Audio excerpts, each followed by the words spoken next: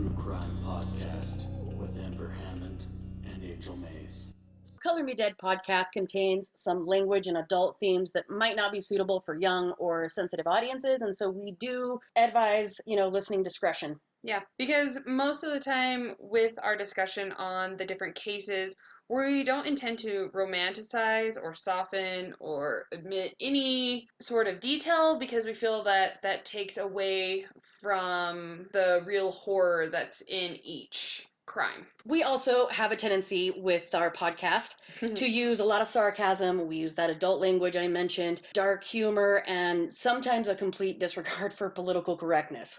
So basically, this is your get out of jail free card. Please use it now. If any of that sounds like it's really not up your alley, we totally understand. We hope that you enjoy it. So thank you guys for tuning in and enjoy the podcast. Do you have any gum? Out my truck. Let me go grab Don't worry some. about it. No, let me go do it. Hold on. Give me a second. But Because you hacking up along through the whole thing fuck would be me, I good. know. But one thing about our theme song, I had multiple people talk about how disturbing but fitting the theme song was, and they were like, "Yeah, dude, whoever put that together for you is creepy, and we like it." Yes. So, but speaking of theme song, Natanas.rocks. Oh, yes. So the gentleman that put it together, our theme song, Natanas, Black and Filth, given in oral form. Visit the official website of natanas.rocks, Natanas.rocks, for more. And we definitely encourage everybody to check that out. Right. So, are we starting? Is this official now? This is official. Let's move forward. This is our first official episode. Number one. And I'm pretty excited about it, especially the murder that we are about to cover, which... Murders, plural. Yes. The case, I should say. Right. That's more appropriate. Because what we decided to swing in here for episode number 1 was the Hi-Fi murders of 1974. Which is thanks to Spencer. Because he was the one that mentioned it. That we should do the Hi-Fi murders. He did mention that, I forget. Yeah. Oh, high five Spinus. Right? Oh, that's my husband. Yeah. By the way, I referred to my husband Spencer as Spinus. Everybody does. It's an issue. Yeah, so that's Angel's lovely husband when we were sitting down one night, a little inebriated, and we were talking about which one to do. He mentioned that one, and we were kind of like, maybe, blah, blah, blah. And then, the next day, we're like, dude, we should do that. We should totally do the Hi-Fi murders. Mostly just because this one is local for us. It was a little bit before both of our time. Yes. But it is still a big deal in Utah. Oh, yeah. And it's one of those cases, one of those murders that was kind of unimaginable because these guys pulled off some weird shit. Right. And this is also a great one because it's going to show you how we don't leave things out. You know what I mean? Because this covers everything. Right. When it comes to different things. I mean, it's insane. We have strangulation. We have gunshots. We have penetration into the body with We have items. harmful liquid. We have rape. Oh, it's it's just like a little goodie basket of fuckery. It's terrible. It really is kind of that veritable cornucopia of nasty. It's like, look at this. Look at this just terrible fucking case. It's horrible and it's so interesting. It really is because these guys that perpetrated this crime, they didn't have, as far as I can tell, these guys didn't have a history that would lead you into being like, oh yeah, I could see where these guys decided to do this. Right. There is a little bit with one of the guys, but it was never anything that was cemented in. Right. And it had only happened just a couple of months before this had happened. Another thing that's interesting is how this is such a big deal, especially here in Utah, but not a lot of I haven't ran across another podcast that has covered this yet, which is just crazy. I briefly came across something on Instagram of another podcast that mentioned it on their Instagram account, but I don't know that they actually covered it because I searched and I looked. Right. And I didn't look across all forums, across everything like that, but I typed in our murderers' names, I typed in the victims, I typed in the name, and I couldn't find anything. So that made me really, really, really excited. Because we do want to cover those cases that we find that are just astoundingly, I don't know. Breathtaking in a bad way. Yeah, like you're really uncomfortable. Yeah. You know, but you're kind of like intrigued. Yes. Like you're like, I shouldn't feel excited, but I'm a little excited. Well, yeah. So it's that. So we have kind of dubbed this episode as the MacGyver of murder, also known as the Hi-Fi Murders, because, like we mentioned, there was Drano, duct tape, pens, bullets, rape, wire being used, and this is just kind of an odd list that created this really gruesome scene. Oh, yeah. And this all took place in Ogden, Utah, April 22nd, 1974. Yeah. So, hit me, man. Give me some background. All right. So we're going to give you a little bit of an idea from what we know about our killers. This was like a planned but a not planned crime. They had intended, from things that we'll cover in a minute, but they had intended to kill the people that were working in the Hi-Fi store, which is a well, it was sound system type store. Sound system. Yeah. So they planned on stealing merchandise from inside the store and killing whoever was in there just to make sure that there wasn't any witnesses. But what they didn't intend on is classic Utah behavior, in a way. Like, explain, because I know exactly what you're talking about. Yes. We'll get into it. What they didn't expect is people here in Utah, if you go missing, or even back in the 70s, parents were on top of their kids. Not necessarily like hovering, but they kept in check. Right. And so what happened is all of these people just kept showing up in the middle of this robbery and totally throwing off their game. Well, if you think about it, in 1974, if they had had cell phones, oh yeah, do you know what I mean? It would have been a little bit different. Yeah. Or maybe not, because if somebody didn't answer a text, oh yeah, you'd be like, well, fuck this, I'm going down there. Yeah, when was the last time they were on Facebook? Right. Right? They didn't check in. What the hell? So it's definitely that thing of, you know, my mom did it when I was in high school, you know, and it was 10 o'clock at night. I was a server at a local Mexican restaurant. If I wasn't home at 10 o'clock, she called down there and asked me, like, how much longer are you going to be? And if we were leaving the restaurant so nobody answered the phone, you bet your ass she was in her car and coming to go see where her kid was. Right. And that's a great thing, I kind of think, you know, as family values. Yeah. But anyways, so these guys are kind of more of, I don't know, would you say more of the sociopath? Like they planned on doing it, but they didn't have like a precise plan. Where like psychopaths like detail it out to every minute of every second of what they're gonna do. Right. I think sociopaths versus a psychopath, where a psychopath has a glitchy brain. They're much more like detail oriented. They might plan things for weeks or months before they actually act on some of the things floating through their brain matter. Whereas a sociopath basically just has a complete disregard for like humans and human life and, you know, social settings and activities type things. So I think these guys fall under like clumsy sociopaths. Right. Like they were like, we're going to rob this place. We're going to take all this money, basically. And then we're just going to hush anybody that's in there. Sound like a plan? Sounds like a plan. Let's go. Like, ready, break. Right. There wasn't really any sort of planning. Okay. So what would happen is they would originally... Go. What? Sorry. I made that face because I just kicked my shoes off and I realized I just came from the gym and my feet should stink. But I think that maybe one of my cats pissed on my shoe. Hey, dude, I can't smell, so you're good. Dude, We're solid. These are brand new shoes. If one of those furry little fuckheads peed in my shoe, they all die. All right.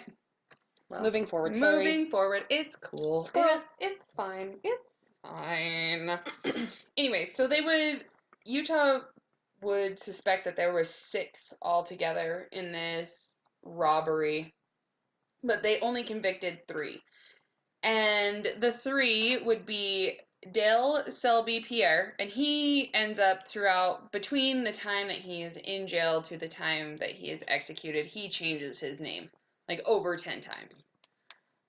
Why though? I don't know. Do you think that was like in an attempt to stave off the bad juju that maybe could follow his family? I don't know, because even when he changed it, he like kept the same 3 names, just just put them in different orders. Like, okay. So Yeah. he didn't decide to become Bob Robertson or... No, it was Selby Dale Pierre, and then Pierre Dale Selby, and like... Oh, okay. Yeah. All right. So there's that. Anyways, so you have Dale Selby Pierre and William Andrews, and these are the main 2. They are the 2 that Go commit into the all store, the crimes. right? Yes. They also arrested Keith Roberts, but he was only charged with robbery and only did a few years. He was released in 1987. Well, wasn't he kind of like supposed to be the getaway driver? Yes. So he wasn't in there doing mass amounts of nightmarish... No, he didn't even touch the equipment. He just stayed in the vehicle. Gotcha. These were all black men, which will come into play later. Right. Because that kind of goes into how they were found and all of that kind of stuff. And they were all in the Air Force. So you have Hill Air Force Base, which I drive by all the time. Right, up there on the footy hills. Yep, I know right where it's at. Drive by it all the time as you're going to that one place, Primary Children's. Well, see, and you... Back before Popeyes was actually, like, available in a couple different locations in the Salt Lake Valley, the only one that there was on Hill Air Force Base, and so you wanted to make friends with one of the military so that you could go get Popeyes, because that's how fat I am. Hey, dude, Popeyes is... I'm just saying, it's food. If I need a friend to get on base to get that chicken, give me your Popeye. I'm going to make friends with every single son of a bitch on the Hill Air Force Base. Exactly. Oh, it's so true.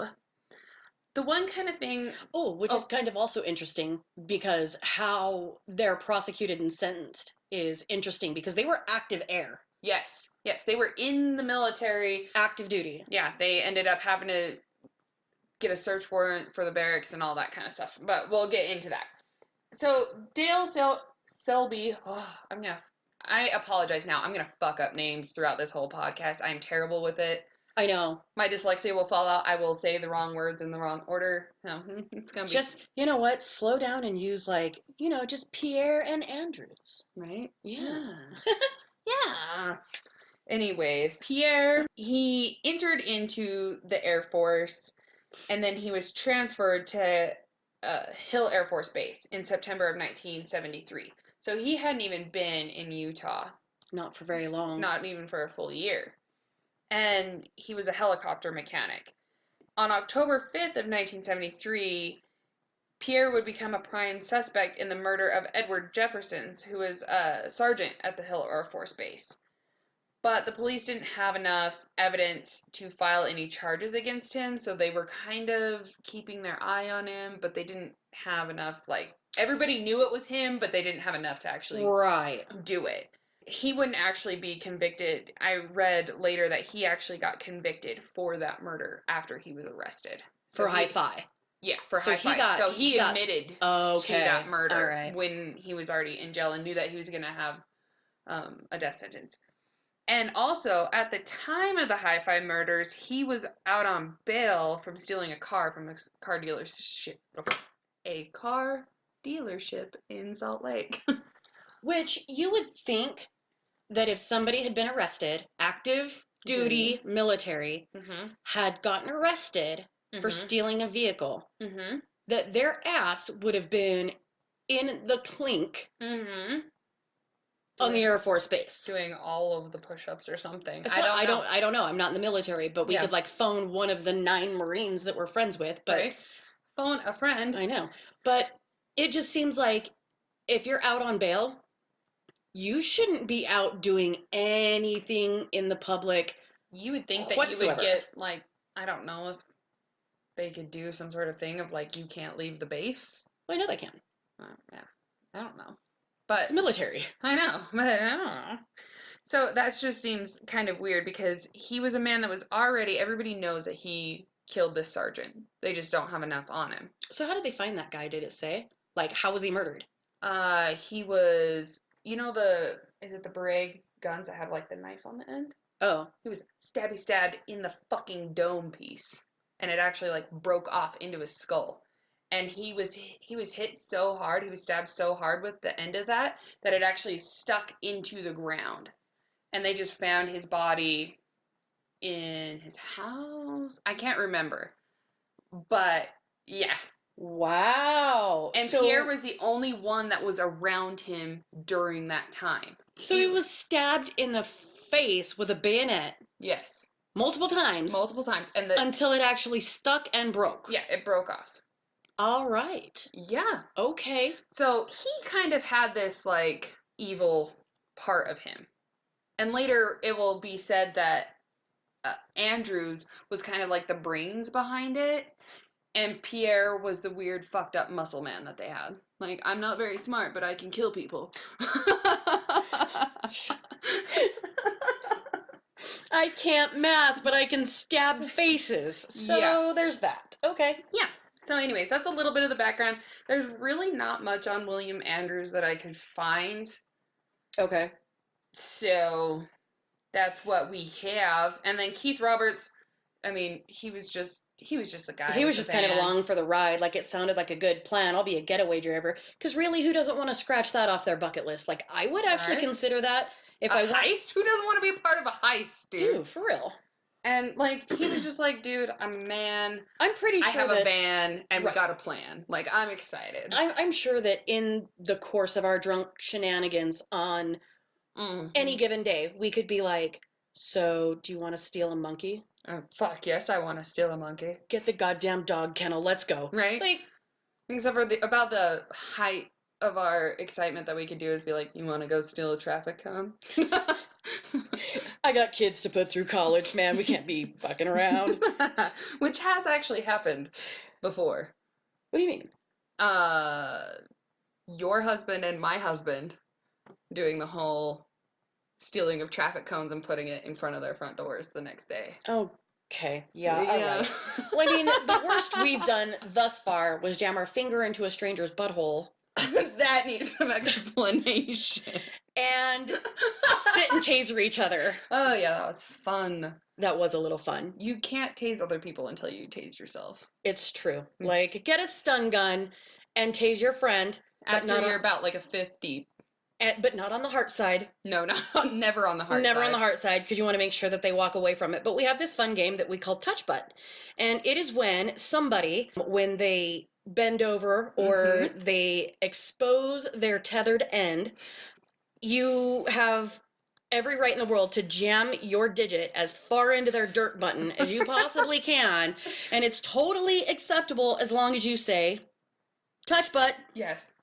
You gave a little bit of a warning. I mean, it's a horrible game, and I don't know how we didn't get punched. Hey, man, listen. The Japanese do it. Japanese school They kids. do. Because they play kancho. Yes, and there's even a statue about it. Right. So I'm just saying that, like, while we probably should not have done it to complete passerbys at a festival while drunk, it was still pretty funny. Yes. We went to a festival. And we saw a bunch of awesome people. We drank all weekend. We had a fruity goat grilled cheese. Best fucking grilled cheese you'll ever put into your pie hole. It's like goat cheese and craisins and fucking spinach and arugula and dude, like little almond slivers. Yeah, so good. That Anyways, really wasn't anyway, back at the ranch. Yeah. Touch butt. How did we get to touch butt? I don't remember. Sorry. Anyway, but we are there. That's okay. Moving forward. Okay, so we're gonna go to the robbery now. We're just gonna bury that, put it in a box, and kick some dirt on it for now. Hey man, listen, I am clinically diagnosed with ADHD. I'm medicated for that shit. I know. So, but we also just told everybody that it is okay to shove your finger in somebody else's asshole without their permission. No, and that is totally Don't do it. That is sexual assault, and you should never do it. Don't do it. Ever.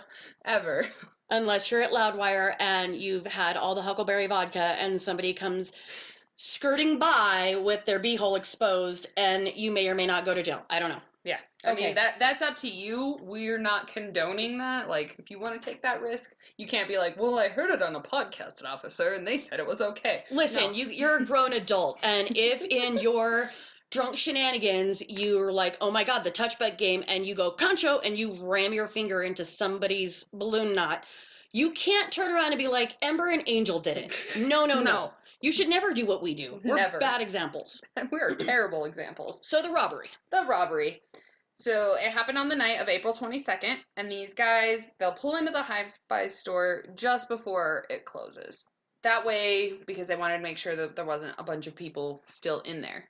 Because when they go, all they bring is the Drano and a revolver.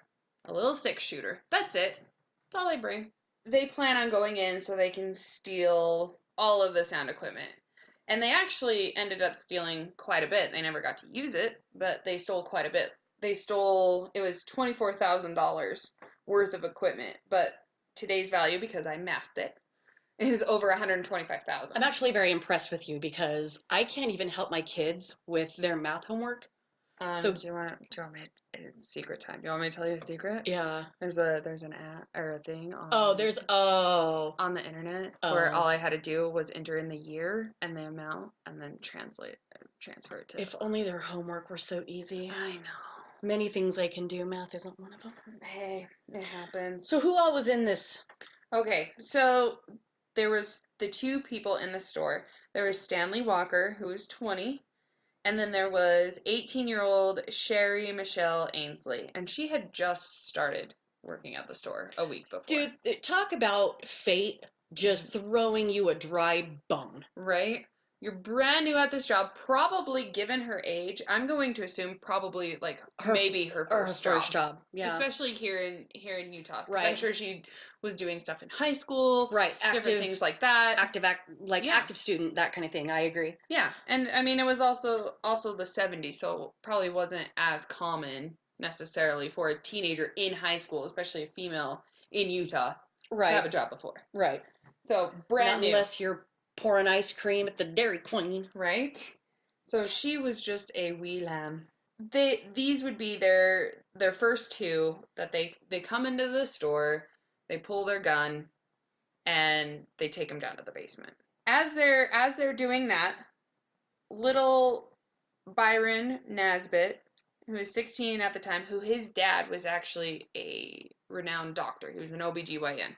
So he's kind of not necessarily a rich kid, but everybody knows him type of thing. He went into Hi-Fi as he was going home to stop by and say hi to his friend Stanley. While these guys are robbing, And so he would get the same thing. So Byron's dad, the doctor, his name is Byron too. Yes. Okay. So we can go by Byron's middle name, which is Courtney. Okay, yeah, that'll help. So we'll just call him Courtney from now, so then we don't get him confused. Right. Anyways, so Courtney, he would go to visit Stanley. They would see him walk into the store. They would pull a gun on him, drag him down to the basement, and tie him up next to Sherry and Stanley. After a little bit of time, Stanley's father, Orrin Walker, who was 43. Let me turn this back over. Yes.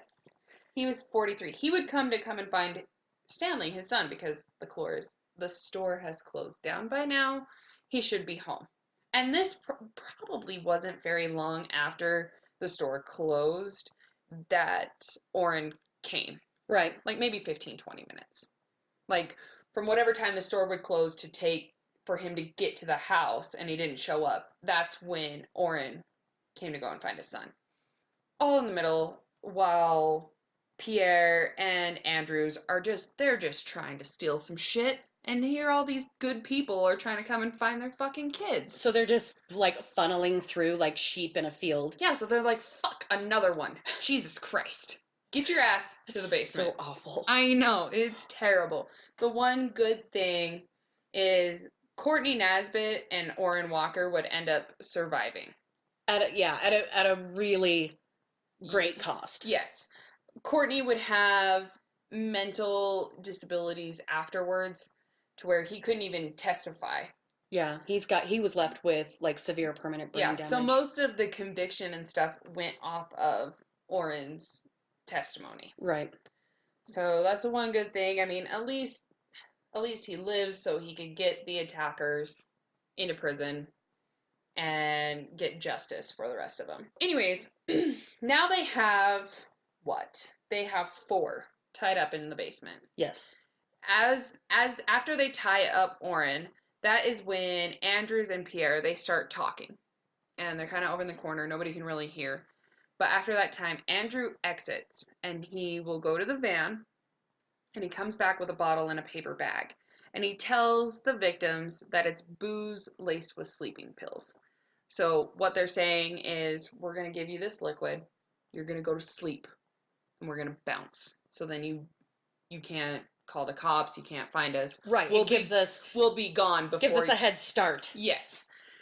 And they pour it into a cup and they hand it to Oren and they say, give it to everybody. He refuses. So they ended up just gagging him and put him face down on the ground. Like, fuck you then. We'll do this by ourselves.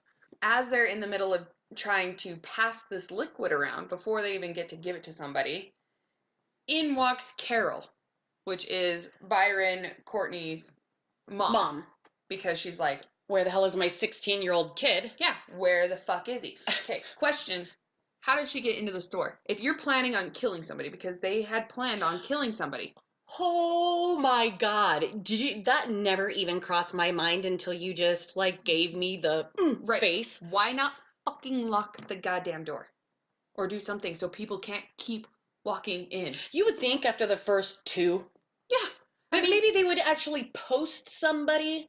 Yeah. To like keep watch and prevent that from happening again. But no. Hey, where's the man with the van and the plan? What the fuck is he doing outside? Get the van! Right?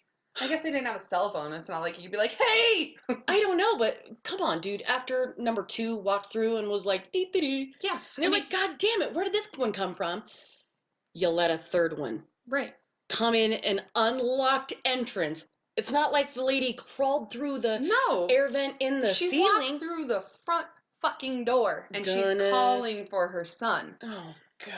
And I'm just like, your kill count already went from the original 2 to now 4. The whole reason why you came in at closing is so you wouldn't have to kill a bunch of people, and you couldn't even be bothered to lock the door. And now number 5. Yeah, and now sweet Carol, who is 52, walks in trying to find her son. Calling for a kid.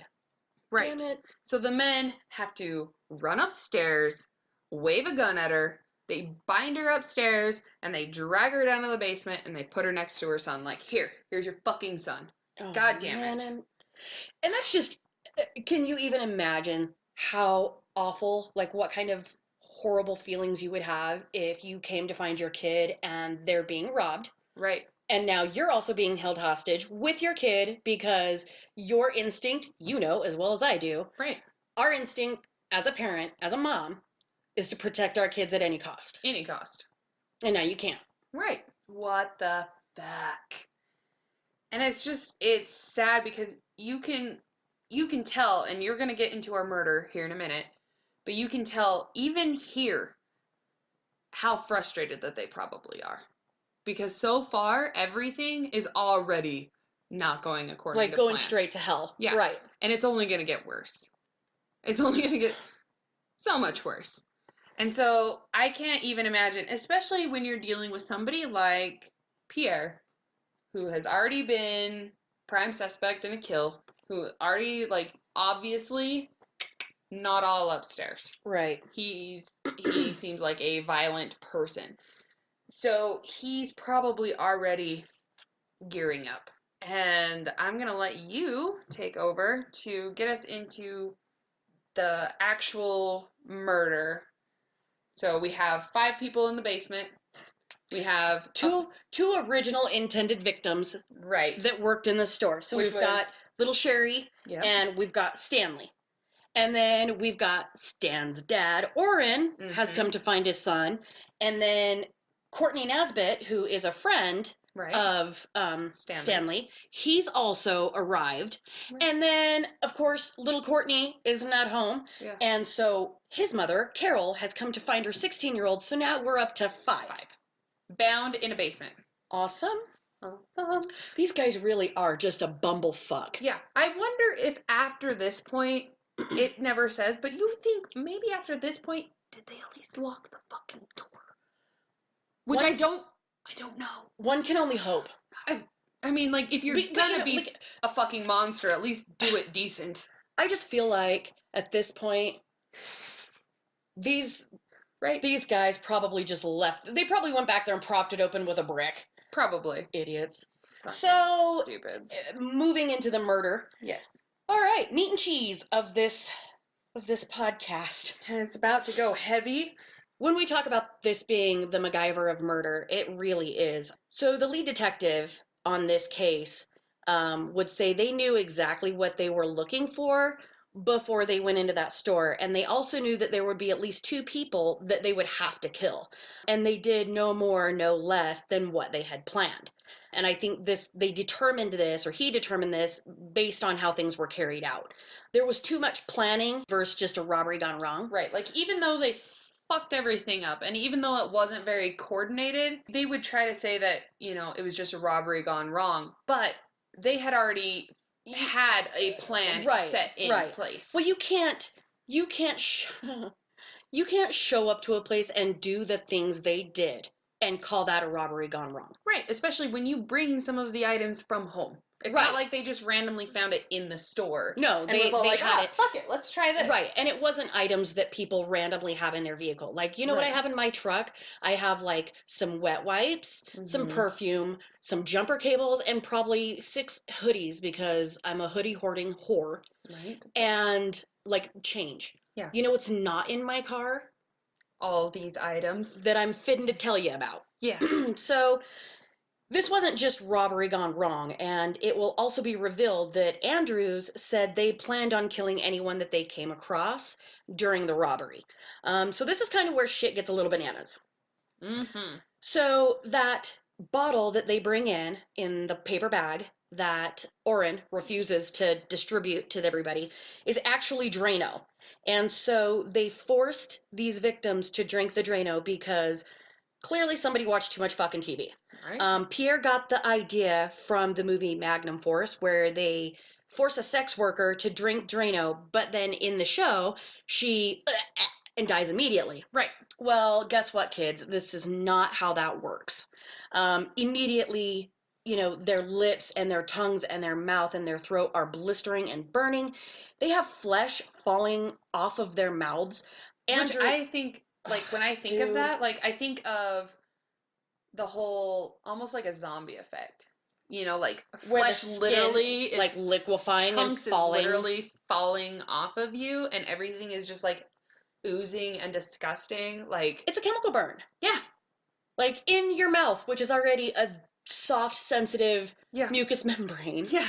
That's a big no. And so Andrews and Pierre, yes, they actually try to duct tape the mouths of their victims to keep the Drano in their bodies and to silence any screams. However, there was so much oozing that it was literally impossible for the duct tape to stick to their faces. So let that sink in. Yeah. There was no way that... I mean, have you ever put duct tape on your skin at all? Of course. Yeah, right? Everybody has. Oh, yeah. So even if you're, like, sweaty, it sticks a little bit. Yeah. So you have to understand, like, what is happening. Yeah, the condition of I can only imagine, like, blood, ooze, drool, Pus. probably vomit. Oh, yeah. You know what I mean? Sure. Oh. Can you imagine just the people that would walk into this? Because it's one thing to think about what's actually happening. Could you imagine being the people that actually were first on the scene and saw all of that? And especially on the people that lived. Mm-hmm. Like the two that lived. Oh. Yep. So after administering Drano and attempting to tape their faces shut, several of the victims actually started to convulse.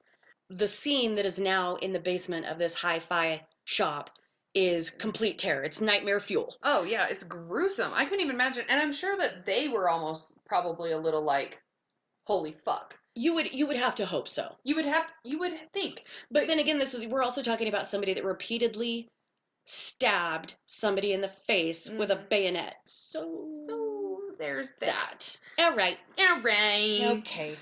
So Sherry, remember, she's our little 18-year-old innocent. Brand new sweet baby lamb. Our little wee lamb. Oh, wee lamb. She started begging for her life. And at this point, I guess maybe she didn't get as much of the Drano into her mouth and down her throat because she's still able to articulate and beg. And maybe that's because they're like, okay, you don't need as much Drano, because Pierre might be like, there's going to be more things that are going to happen. Which, we'll get to that in a minute. She's begging for her life. And Oren, who is the dad of Stan, was the last to receive any Drano, and he's watching all of this go down. So he sees, like, he's watching what is going to happen to him. Can you imagine watching your son take that and having to watch him go through that? I would probably rage pass out. I think there would be so much adrenaline and so much. Right. My blood pressure would probably hit the roof and I would pass out. I would be like one of two things. Either I would turn like very violent, even being bound, and I would bite you as you're trying to put shit into my mouth. Or I'd be like a fainting fucking goat. There's no in between. I just I don't even know, because you can always ask somebody like, can you even imagine? No, I can't, because I've never been put in that position, and I've been put in a lot of weird places throughout my life that like some odd shit, and you really never know how you're going to react or like how you're going to respond to a situation until you're in it. You know what I mean? And so I don't know. I think that I would probably like rage pass out. Yeah. Faint and go. Probably. Donk.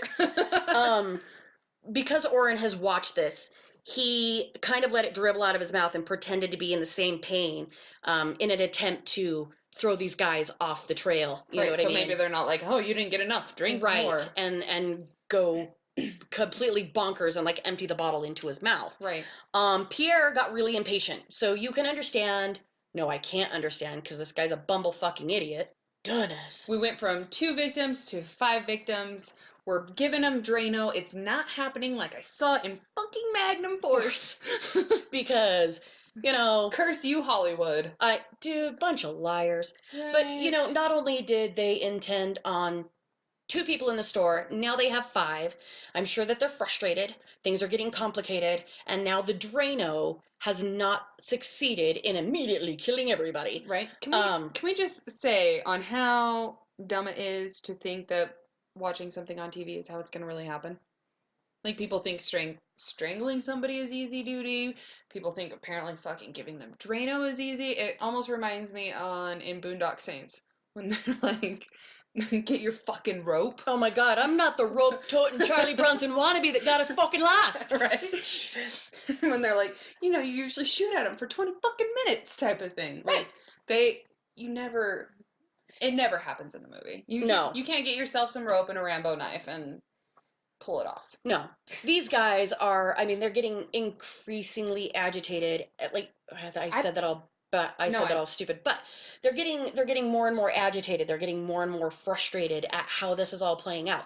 And where the fuck their getaway driver is just like chilling outside. This has been like, I cannot imagine that something like this robbery would take this long. Where the hell is this guy, and why isn't he like questioning where his comrades are? Right, because they already have all the stuff in the van.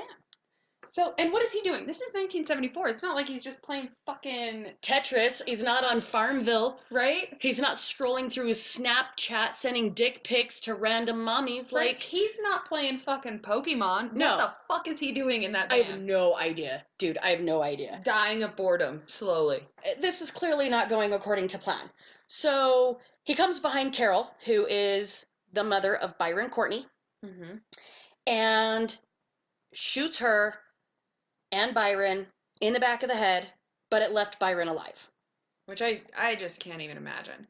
Which plays into We can't imagine a lot of things. right. But, was this like a 22 revolver? I think so. Isn't that what we decided? Was like a 22 revolver? I think I don't remember. It may not have even fully said. Okay. So he's killed Carol Right. and shot her in the back of the head and shot Byron, but left him alive. But I think at this point he doesn't look like he's alive because they never go back to him. Right. So he's just laying there, but he's still there. Right. He just doesn't look alive. He's not fighting back or doing anything. Well, I mean, you just sustained a pretty traumatic.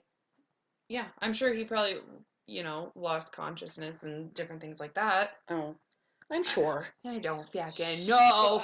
I don't know, Margot. It's just so much. So Pierre then takes Sherry, who's our little 18-year-old, and takes her to the corner and orders her to remove her clothing. Right. So But she's... before that is when you have... Oh, you're right. Yes. I completely missed that. So No, Pierre you're fine. actually took a shot at Oren and missed, and he shot and killed his son Stanley. Right. And shot at Oren again, but he only grazed his head. So you know what? Military. Right. And You would think maybe nerves maybe hit.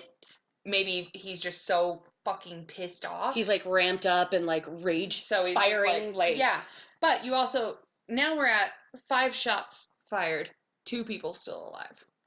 And there's only 6 bullets. Yep, you got 1 bullet and 2 people. So this is not like this entire situation has just gone completely left. So we've got a dead Carol.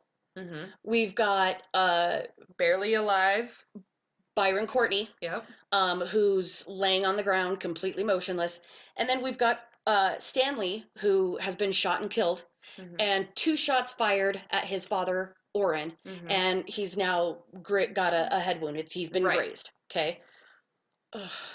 And Dude, he had to Fuck. watch his son he had to watch his son drink Drano. and then be shot in the head. Yeah, that's fucking heavy. Dude.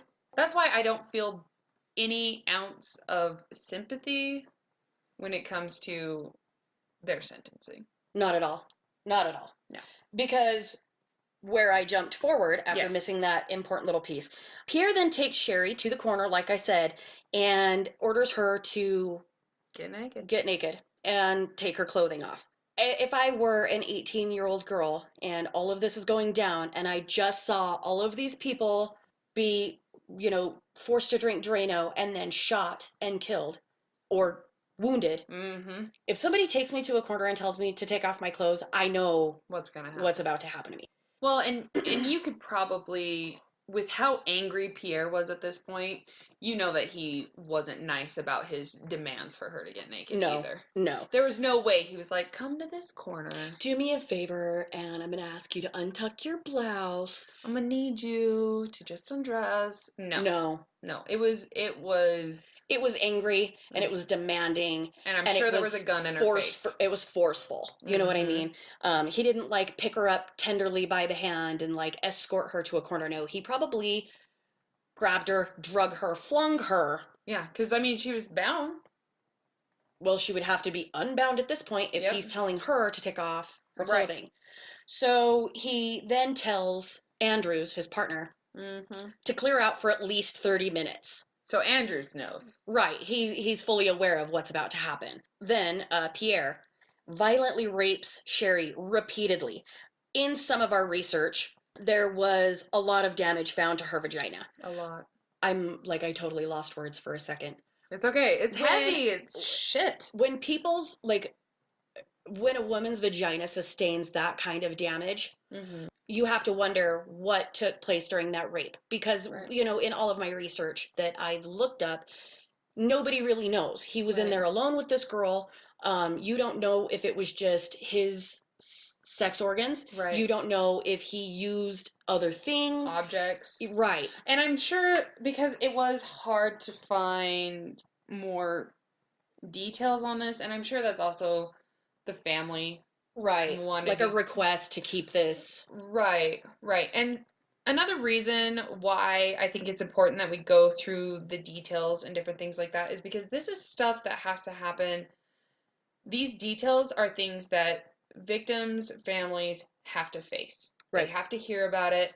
If you go to a trial, it's talked about over And over. and over. And it's not just, oh, she was raped. It was, no, she was Right. violently raped to where her body sustained like maximum damage. In cases, they'll show the objects if there was an object used.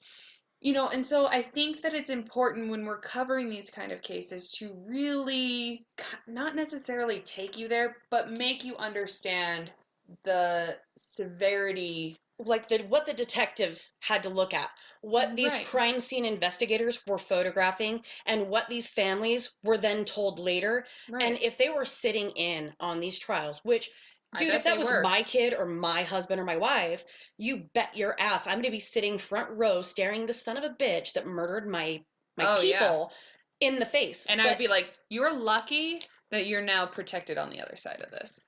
Oh my Especially God. here I would in be Utah.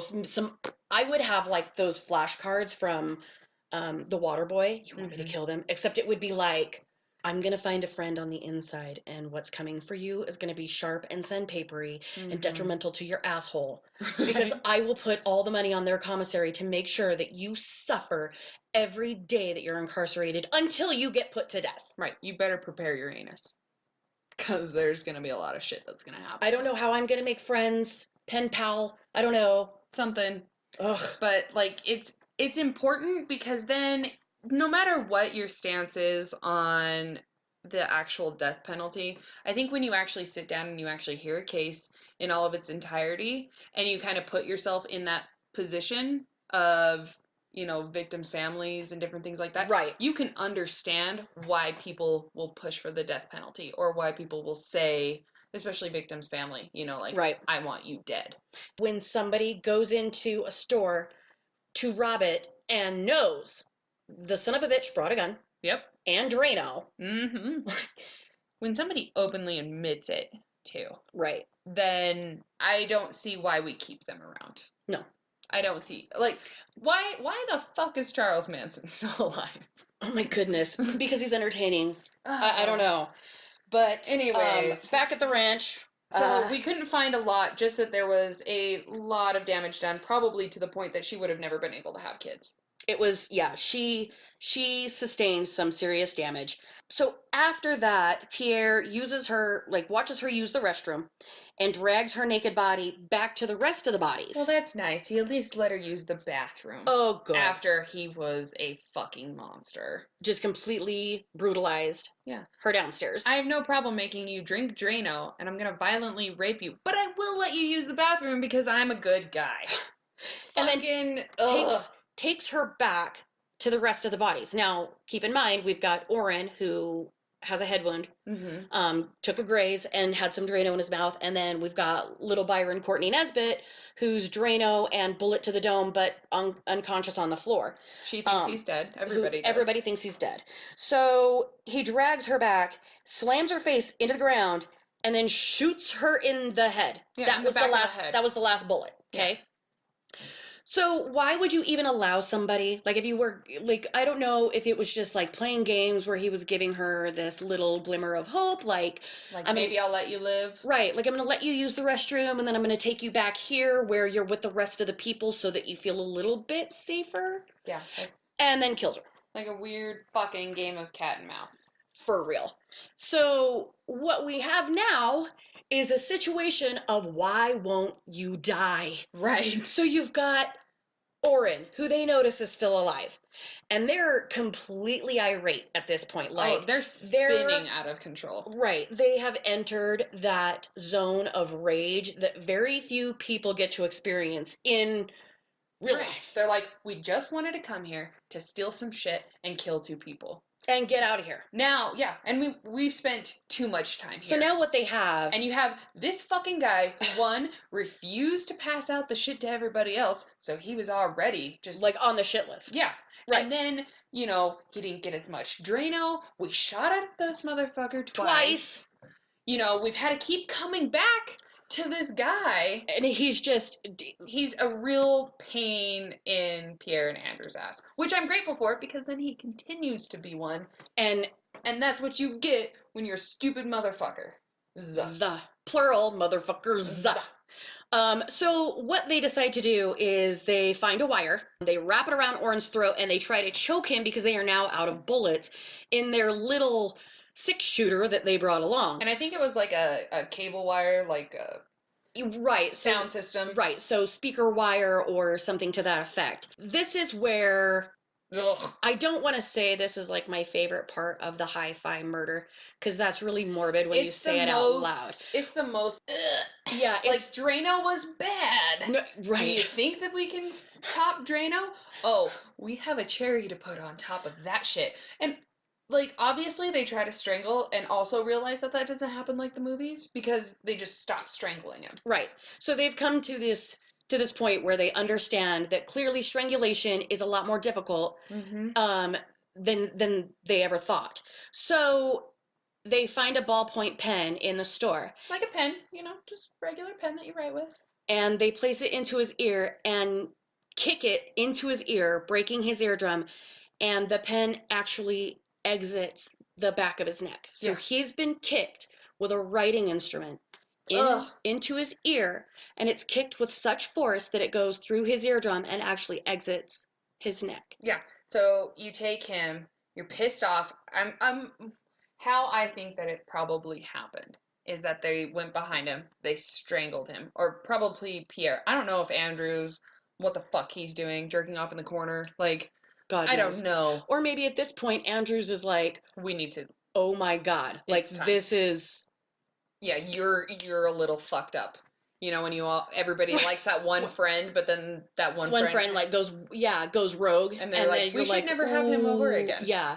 So this is probably, and when you say this is how I imagine this went, at this point, that's how I see Andrews, is like, holy shit, dude, I'm taking my ball and going home. My mom says you can't come play anymore. And Pierre probably was behind Orrin and was trying to strangle him, and then realized that was hard and probably got pissed off, so that's when he threw him down face first on the ground. And he's bound, so he probably couldn't get up. Went and got the pen and was all like, I'm just going to stick this into your ear. You know what? Back up and, like, kick it like he's fucking doing a field goal. And you know what? That's probably another Hollywood misconception where you're like, I'm gonna kick this thing into this guy's ear and it's gonna go right into his brain. Oh God. And it's gonna kill him instantly. Hooray. No. Like, this will finally kill this guy if I do this. No. All you're gonna end up doing is making it to where he's deaf in one ear. Right. So I would assume that following the ballpoint pen being kicked into his eardrum and out the back of his neck, Orrin then probably passed out. I would have to assume from excruciating pain, because I've actually blown my eardrum out before. P.S. Public service announcement: never, ever, ever plug your nose when you sneeze, because that pressure has to go somewhere, and it can and will go straight out your eardrums. And that is, having a perforated eardrum is a nasty son of a bitch. Now, I know how bad that hurts.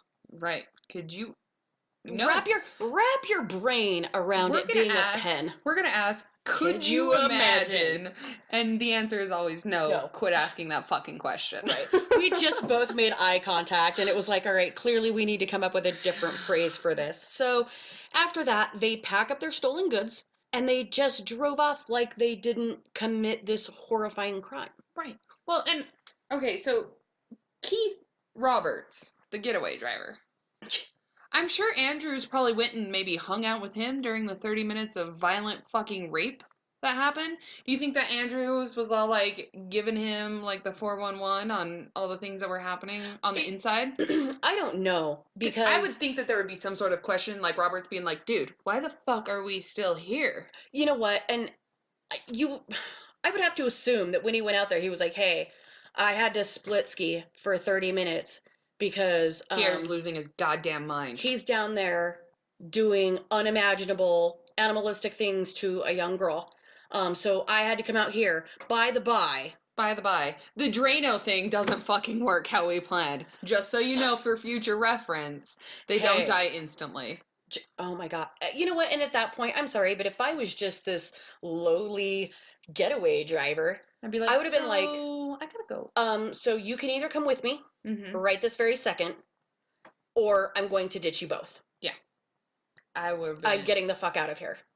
Mhm. Our fun-loving heist went straight to shit. Yeah, the second Andrews was like, "Oh, my 30 minutes is up. I better go back downstairs."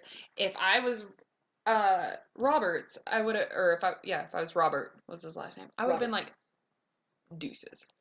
For real. I'm out ski. I'm taking all of your fucking shit. This is all mine now because you guys decided to be buttholes. So now I've earned all of this money." So, and I'm curious, like, was he in the know about the full plan? Like, did he admit to knowing that they were going to kill the two people in there? Because he was released in 1987. He was only charged with robbery, so my assumption is that he may have known, but he never told them that he knew. Or He maybe wasn't going to be like, "Yeah, I knew this was going to happen." Or maybe he really didn't. And he may not And have. he thought, dude, this is going to be awesome. We're going to pull off this slick little heist. We're going to get some money and some gear out of it. And, awesome. We'll be living on the high life while we're Right. here. Right. So, because I'm just curious if maybe he really didn't know until like the end. Right. So, anyway. Anyways, sorry. So, 3 hours after all of this occurs, okay, Oren's wife and their other sons go to find her husband and Stanley. and their son Stanley. Since everybody's been gone for quite some time, they hear screams and they actually find everybody in the hi-fi basement. Right. And they call the police. They were the first ones on the scene. Thankfully, Pierre and Andrews were completely dumb as fuck because they had also stolen things like wallets from the victims and then dumped them in a dumpster close to the Hill Air Force Base. Right.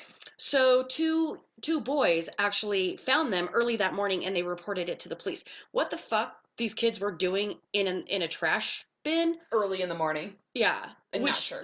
Yeah. Fucking whatever. Chalk it up to the 70s. I don't fucking know. It was I don't before know. my time. People did weird shit. So everybody starts freaking out. And by everybody, I mean the locals, because we are in Utah. Yes. Very small, tight-knit communities like Ogden and Roy, which Right. still are smaller, tight-knit Mhm. communities where this kind of stuff just didn't happen. You Right. know what I mean? It And wasn't... This kind of shit definitely did not was not a happen. big No. a big thing. It wasn't like California, you know what I mean? Right. Where like weird stuff was taking place and people were being murdered, maybe not in the same fashion, but they still, like Los Angeles and San Francisco, like they had more activity Mm-hmm. in California, which obviously it's a bigger state and they attract Right. more weirdos apparently. But so everybody's freaking out. The community is completely...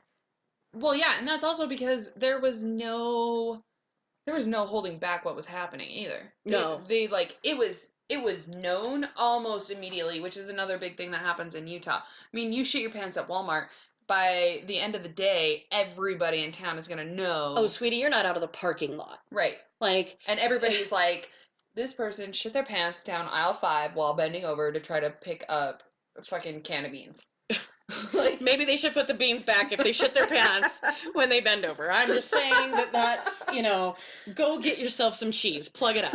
Fucking do something. Put a cork in that shit. So here is where we noted when we were talking about Pierre and Andrews and Roberts is that we mentioned that they were black males. Yes. So this is where this comes into play. So you've got Oren, who actually lived Right. and was able to give some descriptions and some information to the police. Right. And you've also got Byron Courtney Nesbitt, who also survived, but he was so fucked up that, I mean, he was in the hospital and he was Dunsky. Like, there was nothing he could do to help, but Orrin could. Right. And he did. So any person of color, 2 black males in a vehicle, more than 2, they were immediately pulled over. There was lots of profiling. A shit ton of profiling. And also, just to give you kind of an idea, Utah still is a predominantly white state. Oh yeah.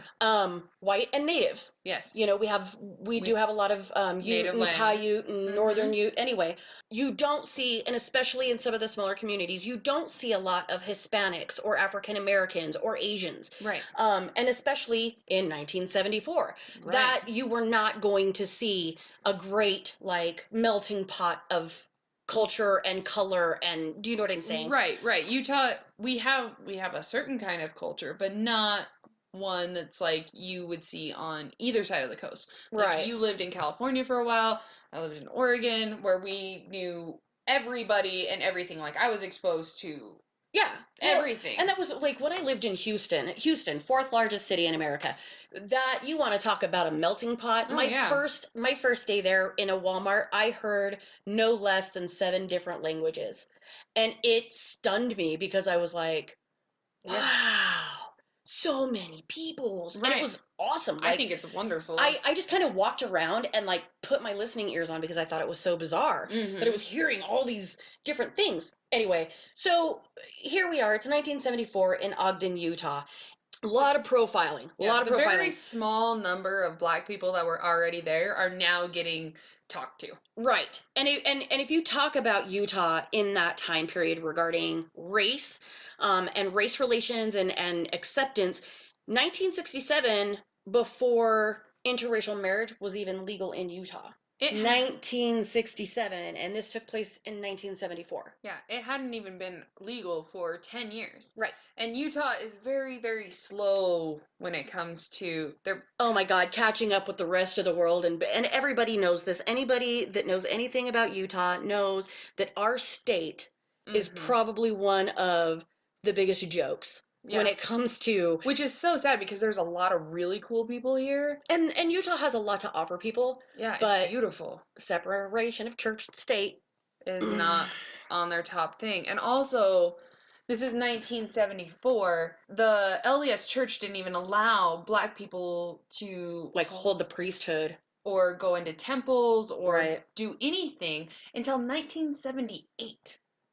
So 4 years later. So yeah. And this is a predominant, like, we're slowly becoming more of a melting pot. Yeah, more of a melting pot. But back then, and still to this day, the LDS has a strong hand, and it's like the most recognized religion. Right. I mean, we have all of the religions, but we are definitely like, and everybody knows that. Yeah. I can see us both trying to tiptoe around it because I have LDS family and so do friends but whatever. We're just gonna... Yeah. Well, anytime anybody says Utah, everybody's first thing is like, oh, the Mormons. How many moms do you have? Yes. Because I still fuck with people with that. Yeah. We had somebody come to the house that was doing surveying for national media, and she was like, I'm trying to find the resident of this place, and this place. So where I live, I have a rental, and then my mother-in-law lives right next door to me in a home, and then my house. But they're all in a trust under Grandpa Keith's name. And she's like, well, I'm trying to find the occupants because they're all listed as being owned by the same guy. So me being me, and I was like, oh, Grandpa Keith and his 3 wives. This is where we've got so-and-so lives here, so-and-so lives here, and so-and-so lives here. Oh, no! Oh, goodness. And she was completely just floored by this. Right. And then I had to start, like, I was like, just kidding. That's Utah humor. Not to say that everybody in Utah was racist, but it did allow those racist people that kind of like allowance It to gave be them that way. It gave them a platform. Right, because then they could hide behind I'm not really racist, just the church tells me that we can't, allow these kind of things. Right. Which is bullshit. Right. Like, if you're a shitbag human, don't hide behind any religion. Like, don't hide at all. Just Be like, I'm a shitbag. Yeah, like I know I can be a piece of shit. I'm not gonna try to claim a high horse. I know. And I fully admit to people when I'm like, oh, just by the by, I can be a real twat. Yeah. And that it is what it is. But it also gave a lot of people in Utah that platform to be like, oh, I'm not racist. I'm just a concerned citizen in my community because these guys did these horrifying things. And we know that they are black. We knew they are people of color. Yes. We know that because the guy with the pen sticking out of his neck, God damn, tells us so. Jesus. So this is where I super enjoy this piece of information. And it's because a ton of tips come flying in. And some of it was useful and some of it was not. But the most useful was someone at Hill Air Force Base saying that a fellow pilot, William Andrews, had said one day they were going to steal everything out of that store and kill anyone who got in the way. Oh, good. So he admitted prior to this actually taking place. So him being the like brains behind the thing is also hysterical because obviously there was not a lot of brains if you're going around and telling people that you work with and your fellow comrades of like, hey, I plan on going and stealing and then killing people. Like, come on. Well, excuse me, I keep clearing my throat and I apologize in advance because I know that that would super annoy me. My allergies are whipping my sorry ass. But so they admitted this well before they actually did it, and then they did it. Right. So, whatever guy up at Hill Air Force Base who, was a fucking saint. Was a stand-up son of a gun because he was the one that came around and was like, I am morally and ethically obligated to talk about that. Like, I got to turn you in. Right. So he does. Well, at least he tips it out. So the other thing that I really, really love about this specific thing is the cops, they showboated the shit. Oh, yeah. Out of all sorts of evidence. So they were, waving evidence in the air, like wallets or whatever. They had extracted things out of this dumpster, and they've got this crowd of people. And they're talking about what happened. Right. And I mean, they're telling details about these murders and this robbery that should not have been put out in the general public. Yeah, no. So the way that they handled it was completely bananas. They're waving things around, they're being super dramatic while this crowd watches, and which was probably the worst case of fear mongering ever, yeah. because all of these people are already scared to death. Right, and they're pulling shit out like a fucked up magician. Right. It's like, and then like here's the rabbit. Ta-da! Like the never-ending hanky trick of just... Oh my gosh. Yeah, so, which is completely unprecedented. And by the by, just want to throw that out there. FBI trainees at the FBI Academy in Quantico, in Virginia, are taught about this case because it's included as like a sample case in the crime classification manual. Oh, okay. So it's actually used still. That's so weird. And I don't know to what extent. Well, maybe I guess I can understand that. Like if police are talking to somebody, like investigating them, and they're kind of saying certain things, they're probably profile watching. Right. Well, they're looking for your tells. Right. Like I can always tell when my kids are lying, A, because they're not very good at they're not good at it. And two, they both have very significant tells. And so I'm assuming that they did this in an attempt to look for, exactly what happened. They're doing this and they're watching the crowd. Based on the reactions and what was found in the dumpster, Pierre and Andrews are then arrested because they're actually there watching. Right. And Pierre gets, he's starting to act erratic. He has a loud conversation with Andrews. Like, they clearly were standing out in the crowd. They can't play it cool. No. You've got two black dudes standing in this crowd watching all this shit go down at this dumpster, which I'm sure everybody in the crowd was like, these fucking guys. Right. But it was those fucking guys. So... I mean, essentially what took place is they are showboating this information and waving this evidence in the ground. Two dudes that fit the description start acting bananas, going all bonkers in the fucking crowd. So they're like, arrest those guys. Yeah, which is just hysterical to me because they're like, all right, guys, I got a plan. We've already narrowed it down. to it's only going to be some black guys. So we really only have to watch them. So like 75 people in all the Salt Lake Valley. Right. We're going to go and we're going to wave shit in the air. I can't believe it. We're going to see if this works. Oh, man. We're going to have a little backs and we're going to take shit out. And I need you guys to be my hype man. I need you to stand out there and go, right. and get everybody going. Yeah. And then I want you to watch and just wait for a couple of black people to start losing their minds. And then we'll know. And that's how they arrested them. There wasn't anything else. It was just like, well, deputy, fucking, they were acting funny. Right. Like, but they were. Like, if you read into that actual police report, oh, yeah. like, Pierre was pacing back and forth. He was becoming, like, more and more agitated. I'm sure that anger was bubbling. I'm sure that it was, because at this point, now their fingerprints are on things, and they've foobarred, and they know it. Yeah. And so you've got Andrews, who's probably like, you know. And from the time that they arrest them, from the time of the actual murders, it's only been 24 hours. Right. So they haven't had any time to hide anything. Sort of evidence that they have. Because so now, based on their reactions, they're arrested. And clearly they get a search warrant for the barracks. The police found info for a storage shed when they went to the barracks. They found like an agreement or a receipt, and they go to this storage shed, and what do they find?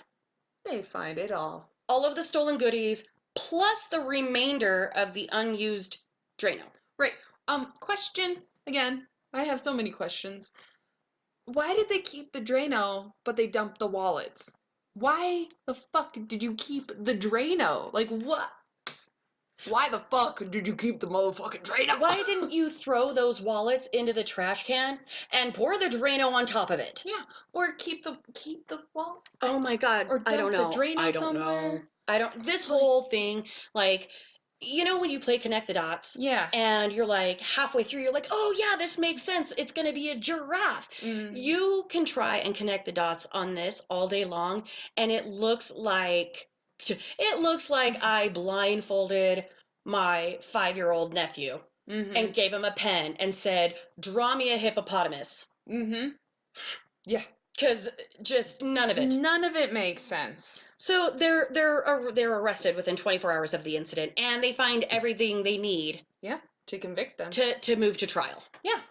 So then, with the sentencing, based on all the evidence found, because the storage shed was in Andrew's and Pierre's name, you have Oren's testimonies that he talks about, and he gives all the details. Everything that we've covered, basically, is what he gives. So they're both charged with first-degree murder and robbery, and they get the death sentence. But they would try to revoke this and do as many repeals as they can. And appeal. Yeah. Sorry. It's okay. No. See, I do these things. I'm just gonna swing that out there. It's appeal. I know. All right. Yeah, right. Okay. Anyways, Jim Gillespie, he was a journalist, and no, he was not a journalist, but he was getting like on the police force, different things like that. He knew the Nasbit family, so he knew Carol, he knew Byron Courtney, he knew Dad. So he was originally put on for the on the juror. He was the original juror, but after like a day or two, they pulled him off because they're like, you have too many connections. Gotcha. He was also a fellow black man, but he said that before it happened. Can I buy a vowel? No, you can't. You can't. I can't think right now. Anyways, he got they would try, especially Pierre, would really try to repeal all of his stuff, saying that there was a racial bias. Right. And Jim Gillespie talks about how, even though none of the jurors saw it at all, there was apparently a napkin that was left on the juror box, but it was removed before they saw it because they were out at lunch, that said, hang the N-words. Okay. So somewhere, somebody wrote that. And put it in the juror box. And so they tried to They tried to revoke any of the, like, for the death sentence to a lesser sentence because they said, well, there was this, so that gives the jurors a bias. Right. We're also in a predominantly white people. Pretty much everybody that's on the juror box was white.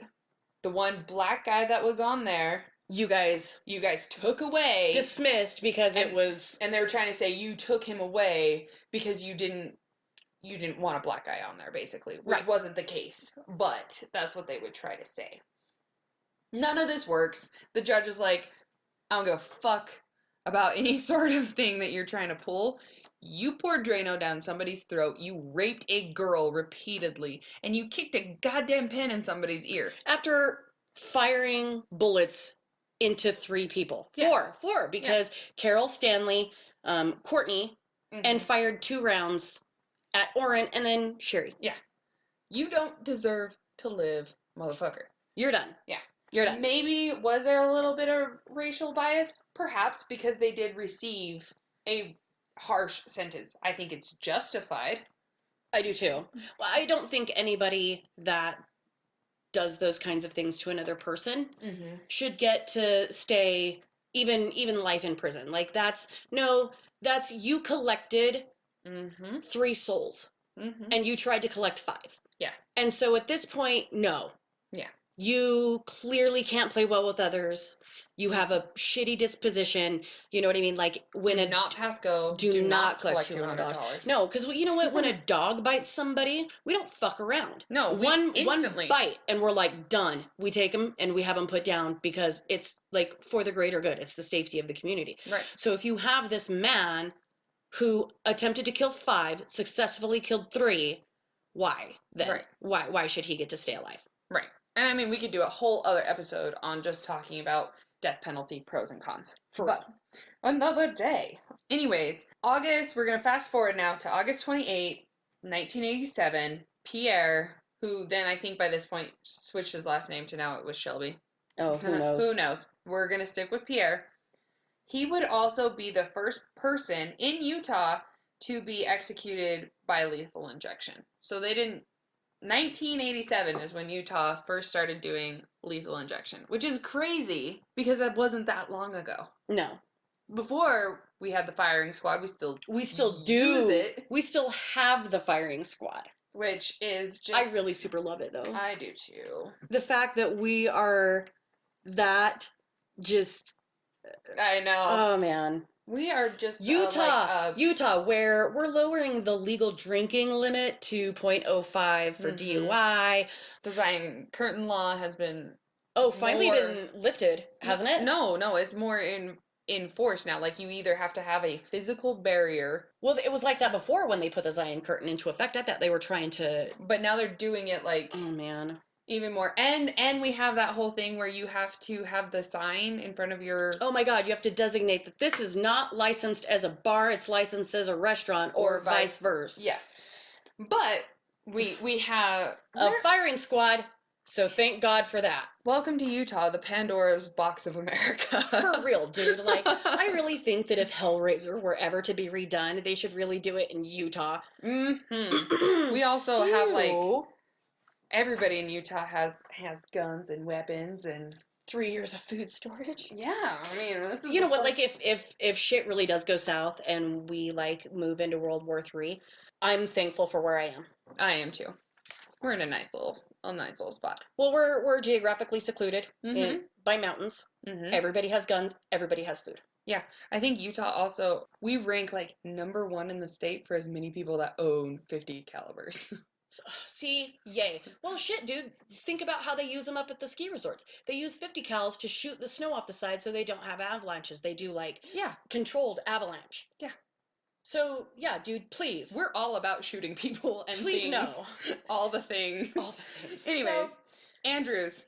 Andrews would also be executed by lethal injection on July 30th, 1992. It would be said by Jim Garrister?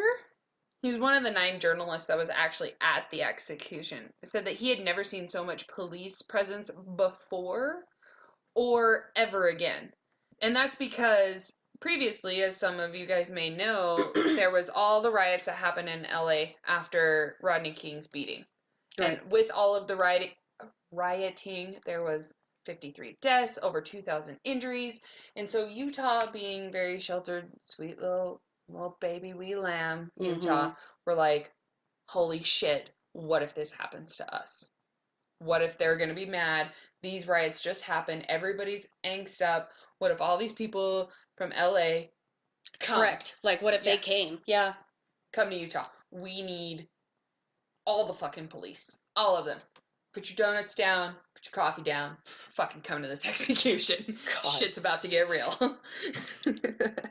Anyways, okay, so one of the creepiest things with Andrews Ooh, yes. is even though he didn't do a lot of the muscle when it came to the murder. I mean, he was present, but he didn't rape, he didn't strangle, he didn't he didn't pour the Drano or fire the weapon. No, he was just that creepy motherfucker in the room. Yes. And he took it all the way to his grave. Okay, with being creepy. Because apparently he found Jesus while he was in jail, while he was bidding his time. He would lift his head as anybody that knows about lethal injection, they have him strapped down, different things like that. He lifted his head and he smiled and laughed as the chemicals were being pumped into his veins. And he mouthed, "I love you" to his family before then laying his head back down. And everybody that was there would describe it as eerie. Well, no fucking shit. You get somebody that did that kind of horrific crime. He orchestrated it. I did hand quotations that nobody else can see. Shit. Finger quotes. But you know what?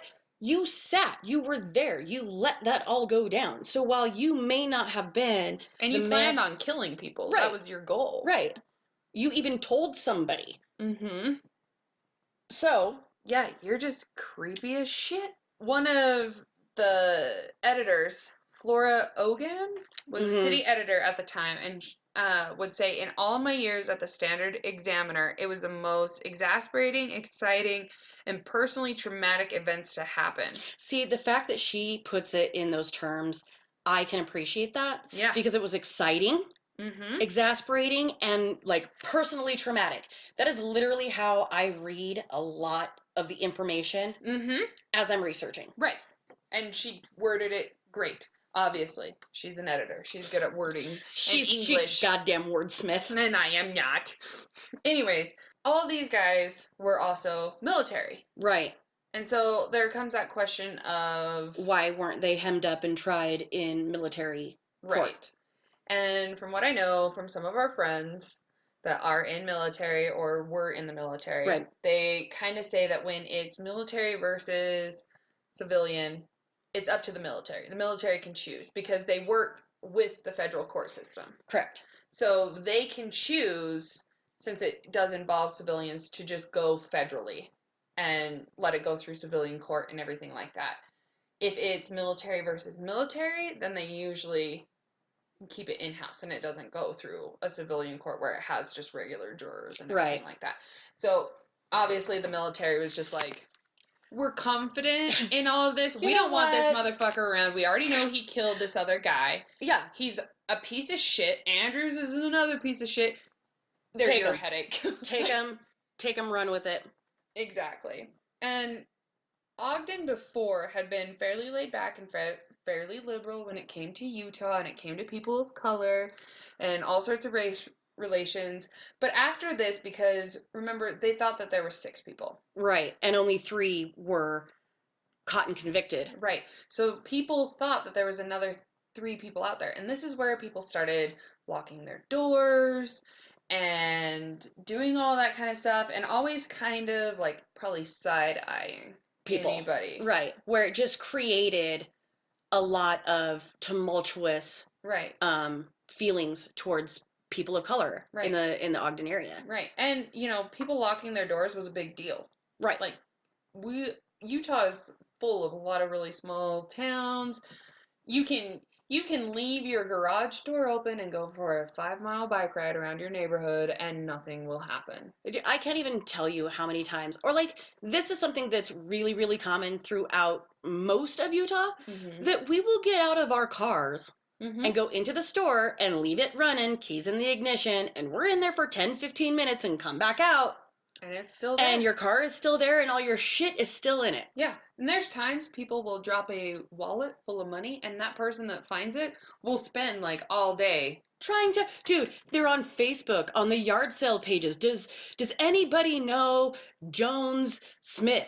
Blah, blah, blah. Can anybody, and they're like tagging people with the same last name, or like, Yep. oh my gosh, does anybody know the Becksteads? Yeah. You know, That's the one thing that I do love about Utah is even with the how willingness crazy to, like, the yeah. world is, like we're all still pretty hometown.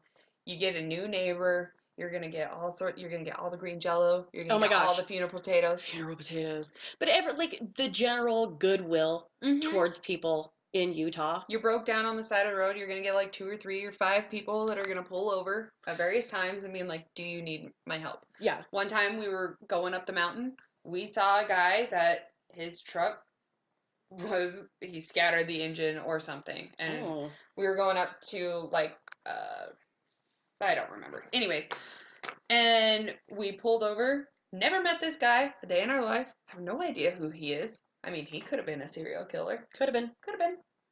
But he was stuck, so we pulled his vehicle up into like one of the little spots to park it. We took him back down to Vernal That's what I'm to saying, somebody's though. Like, house. in This was all like 9, 10 o'clock at night.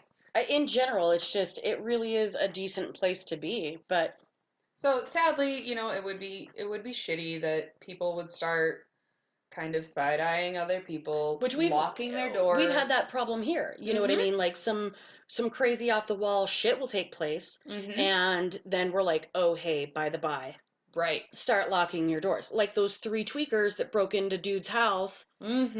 Which one of them was actually our friend Nikki's ex-brother-in-law. Right. Where they like broke into somebody's house trying to steal guns, money, whatever for drugs, and they ended up shooting seriously injuring that guy. seriously injuring the homeowner. And that's the kind of stuff that, like, that shit doesn't happen here. But when we heard about that, immediately it was like, lock the doors. Yeah. And everybody, those 3 guys were like, please keep us in prison or in God, jail. yeah, because they were terrified, because that's another thing about small town Utah. Like, you fuck up and people are like, you better keep them in there. Yep. Because we got lots of ammo, we got lots of places, and there's lots of places to stash bodies. Oh, dude. That nobody would ever find. Utah. You should never say that out loud. I'm just saying. So, in closing, we're gonna just go ahead and wrap this turd in a piece of toilet paper. It was a horrible analogy. You should definitely edit that out. Okay. All right, get it out of it. All right. So, in closing, this was really the way that it impacted Utah. It's still huge here. It's still talked about here, like it happened yesterday. The hi-fi store still exists. It does. It's got new owners, and it's had a facelift. Of course. But it does exist. Can you imagine working in that store? Negative, Ghost Rider. That is where I draw that invisible line in the sand and don't cross it. Like, I would have a hard time. I would be interested in going to that store and, like, taking a ganda. Right. Or even asking, can you show me the basement? Yeah. But that might be crossing that invisible line that I'm talking about. Right. But I think working in that store, knowing what took place in there, would slowly but surely have like a negative effect on me, like bad juju. Yeah, eat you away. Yeah, like wearing the, almost like Harry Potter wearing a Horcrux around your neck, and you start to turn into a cranky little son of a bitch, and it just like sucks your soul out of you and makes you evil.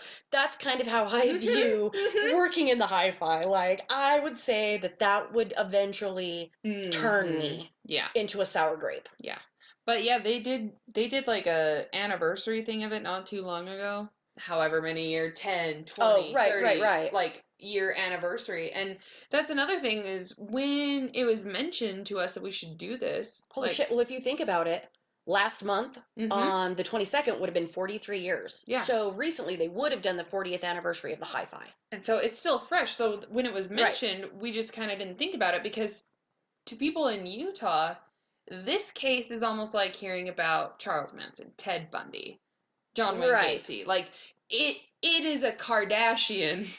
It is a To us. Kardashian to us in Utah. But Where other people, it's like a especially hidden like gem. the millennials, you know, Mhm. that were born in the 80s and the 90s, Mhm. that don't live in Utah, you may not have ever heard about this. Right. Because it is kind of like that hidden gem Mhm. of, It's the fry sauce. oh my God. Even though fry sauce is kind of everywhere. It's not, though. It's not. If you say fry sauce in the South, like some places. But if you go like, You can't go to your local McDonald's dude, or no, Wendy's and be like, "Can I get some fry sauce with for that?" real, go to Chick-fil-A in Florida and ask for fry sauce. And you'll get laughed at. Yeah, because Spencer did it, and it was amazing because she was like, "You mean ketchup?" And he was like, "No, fry sauce." And she's like, "So ketchup." No. And we're like, "No, bitch, you've got to take ketchup and rub some mayo in it and Oh, put the God. perfect seasoning into it." It's so terrible. I loathe fry sauce with Oh my God, every I fiber of love. my It's because you don't being. like mayo. You're Or that. Miracle Whip. I know, but you're that person. Like, It's demon sauce and I don't appreciate it. I fucking hate okay, it. you've got to stop talking to me right now, or else I'll punch you in the face. So Hey, horseradish is good. stop talking to me right now. So, It's not my fault I don't have terrible taste in fucking oh, condiments. that's it. We're fighting now. I will fight you MMA style, bitch. I will give you a flying knee to your hooters. I love you. This is Color Me Dead podcast, and we just want to say thank you so much for listening. Yes. Even though we do go squirrel hunting, is what I'm going to call it. We squirrel hunt every now and again. We do. We always ask for input and feedback, and especially if you have facts or pieces that we have forgotten or that we didn't know. You know, if we are fortunate enough to have listeners Yeah. who like were Around. yeah, man, May have some of that like insider gossip yeah, type. that inside editions. And so we always ask, you know, where to find us. You can find us at Color Me Dead on Facebook. Yep. Color Me Dead at Color Me Dead Podcast on Instagram, and at Color Me Dead Pod on Twitter. Yes. And you can email us too. Like if you know of like a little story that's kind of like this, you know, that's like one of those hidden gems And that you want us to rub some Color Me Dead funk on it and do an episode, right? hit us up. Like if you want that told in the nitty gritty, Like a dog dragging his ass across the carpet. Please email us and let us know. and that's colormedeadpodcast at gmail.com. Yes. So we also ask all of our listeners, and I'm gonna start referring to you as fans, because one day I'm gonna be famous. Always, dude, like, rate, review, and subscribe. Please. If you find us on Facebook, you know, like us, give us a Follow review, us. follow. And you can actually find us colormedead.buzzsprout.com, Mhm. and you can subscribe to our podcast there as well until we get iTunes approved. Which we should know hopefully at the end of the week. So, It can take some time. yeah. But you can also, we were approved by Google Play. Yes. So if you're on that, you can find us there. We're waiting for Stitcher and iTunes. We'll definitely keep our social media updated once we get the thumbs up from iTunes. Yes, and that will give us a different RSS feed. We are also on Digital Podcast and Plazoo. Go to any of these places, like, rate, subscribe, and then you're also going to get notifications for all of our new episodes. Oh, Jesus. Oh, dunnass. Oh, dunnass. But definitely, you guys, help us out. And thank you so much for everybody that has, like, jumped on and has complimented us. Like, it's weird for me. I'm awkward. I am so awkward. See, and I'm the youngest of three, and I'm the only girl, so I've been complimented and spoiled my entire life. So when people compliment me, I'm like, oh, you. And Ember's just like, oh, gee gosh. I totally like potato chips. Yeah, Like, her reception's a little off, but we do thank everybody, because we've had, you know, friends of Ember's that listened to our intro before we decided to kick it off. Yes, big shout out to Lindsay, because she's helped a lot. She was the first person to help turn me on to certain podcasts. She's known about this basically since its inception. Yes. Like when it was just a little twinkle in her eye. Right. Just at the very, very beginning, she's been awesome with giving good feedback, positive feedback, critical feedback. really appreciate that one because she's been a podcast freak even longer. So we genuinely knows. appreciate her for helping us, like, doing the preview work, Yes. you know, and giving us feedback. But we just want to say thank you to every single person that has listened so far, and we really hope you continue to listen. And always remember to never drink mysterious liquids in random paper bags. Yes. Stay out of chalk lines, man. It's the only way to do it. Stay out of chalk lines. Yeah. Just gotta say goodbye. Goodbye. Goodbye.